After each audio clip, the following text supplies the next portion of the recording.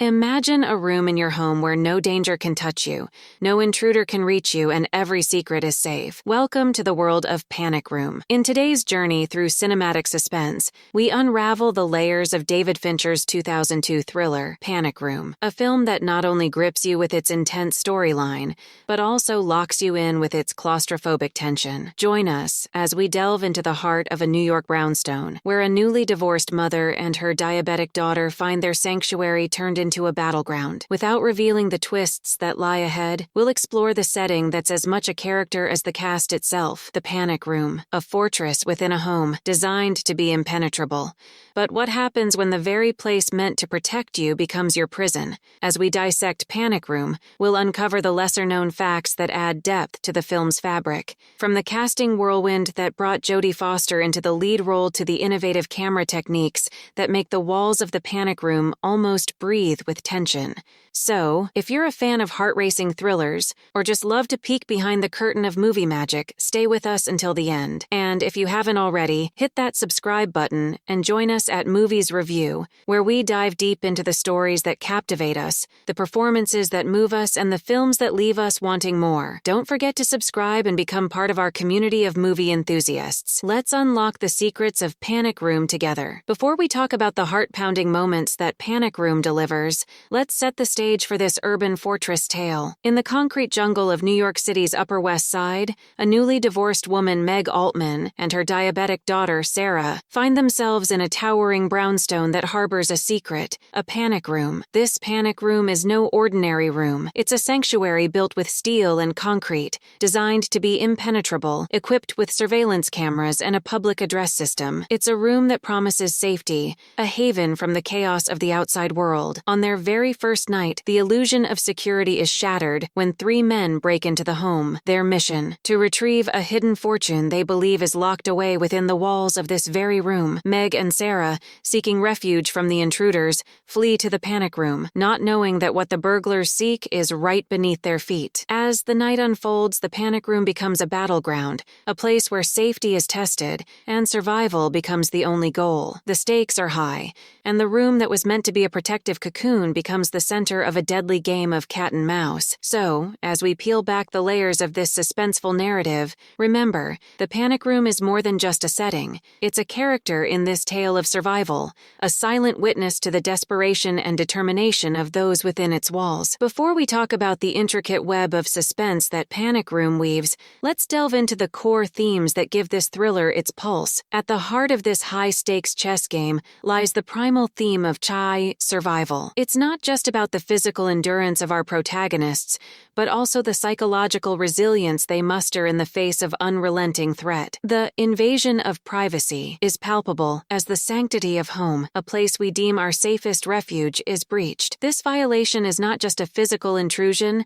but also an emotional upheaval, challenging the very notion of security in our personal spaces. Central to this narrative is the fierce, maternal instinct of Jodie Foster's character, Meg. Her determination to protect her daughter, Sarah, is the driving force of the plot, showcasing a mother's unwavering resolve to shield her child from harm. As the story unfolds, we witness how these themes are not just abstract concepts but lived experiences for the characters. The Panic Room, a symbol of ultimate safety, becomes a crucible where these themes collide and coalesce. It's a testament to Fincher's directorial acumen that each frame, each close-up, each shadowy corner of the room amplifies the tension that these themes evoke. The characters are not mere pawns in a game of survival. They are flesh and blood individuals, each grappling with their own fears and motivations. Burnham, portrayed by Whitaker, embodies a complex blend of antagonist and reluctant intruder, adding layers to the theme of moral ambiguity. As we navigate through the dimly lit corridors of the brownstone and the steel confines of the Panic Room, we're not just spectators, we're participants in a harrowing journey of survival, privacy, and maternal ferocity. Before we talk about the strategic moves and counter-moves in the high-stakes game of Panic Room,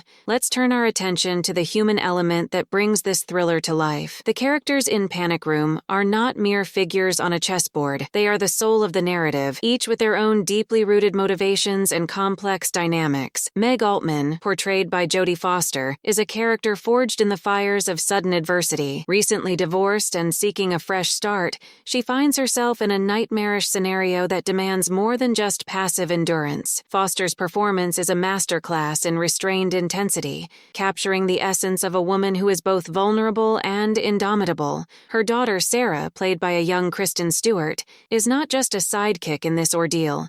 She embodies the innocence and unpredictability of youth, her diabetic condition adding an extra layer of urgency to their predicament. Stewart's portrayal is nuanced, blending adolescent defiance with an underlying current of fear. On the other side of the fortified door stands Burnham, the morally conflicted intruder with a conscience, brought to life by Forest Whitaker's empathetic performance. His internal struggle between his desperate need and his innate decency adds a moral ambiguity to the film that elevates it beyond a simple tale of good versus evil. Jared Leto's Jr. and Dwight Yoakam's Raoul provide a stark contrast as the other intruders. Leto's Jr. is erratic and overconfident, his greed overshadowing any semblance of a plan, while Yoakam's Raoul is menacingly calm, a wild card whose presence threatens to turn a bad situation into a catastrophe. The interplay between these characters, their individual arcs intertwining and clashing, creates a tension that is palpable. It's a testament to the actors' performances and Fincher's direction that the audience is kept on the edge of their seats,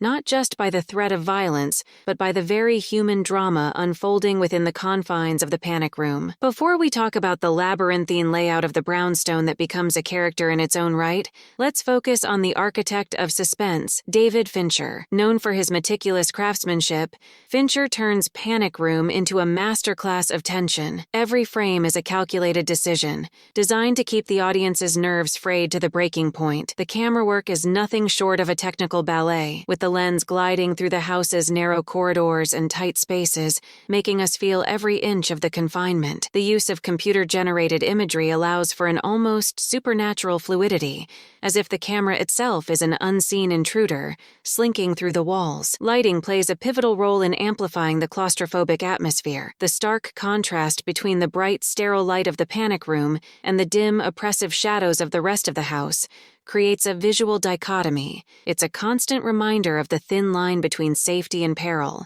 The fluorescent light casts long shadows, painting our protagonists in a palette of stress and fear, while the rest of the house is shrouded in darkness, making it a maze of uncertainty. Fincher's direction, combined with the cinematography of Conrad W. Hall and Darius Khondji, transforms the space into a character that's both sanctuary and prison. It's a space that breathes with the story, contracting and expanding with each beat of suspense. This is Fincher at his best, using every tool at his disposal to not just tell a story, but to make us live it. Before we talk about the pulse-pounding finale of Panic Room, let's rewind to its debut on the silver screen and explore how critics and audiences alike received this gripping thriller. Back in 2002, when Panic Room first graced theaters, it was met with a mix of anticipation and curiosity.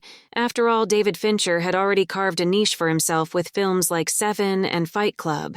Critics sharpened their pens, ready to dissect every frame, every twist, and every heartbeat of suspense. The verdict? A resounding applause for Fincher's mastery. The film's taut pacing, heart-stopping sequences, and the relentless cat-and-mouse game between the characters left audiences gripping their armrests. Jodie Foster's portrayal of Meg Altman garnered praise for its emotional depth, while Forest Whitaker's Burnham added layers of complexity to the antagonist role. The claustrophobic setting, the panic room, became a character in its own right, and critics marveled at how Fincher transformed confinement into a canvas for tension. Fast forward to today, and Panic Room remains a timeless entry in the thriller genre. Its status has only solidified over the years. Viewers revisit it not just for the adrenaline rush, but also for the meticulous craftsmanship that makes every frame count. The film's exploration of primal fears, of being trapped, invaded, and tested, still resonates with audiences. As for accolades, Panic Room didn't escape the spotlight. While it didn't sweep the Oscars, it did receive nominations for Best Production Design and Best Sound Editing. These nods acknowledge the film's technical prowess and its ability to immerse viewers in a high-stakes game of survival and deception. So, whether you're a seasoned fan or a first-time viewer, Panic Room invites you to step into its dimly lit corridors where secrets echo and danger lurks around every corner. As we close the steel door on our exploration of Panic Panic Room, it's clear that this film is more than just a thriller. It's a testament to the genre's potential for psychological depth and technical brilliance. David Fincher's meticulous direction, combined with the stellar performances of Jodie Foster and Kristen Stewart, creates a cinematic experience that is as intense today as it was at its release. The film's impact on the thriller genre cannot be overstated. It redefined what a home invasion movie could be, turning a simple concept into a complex, character-driven narrative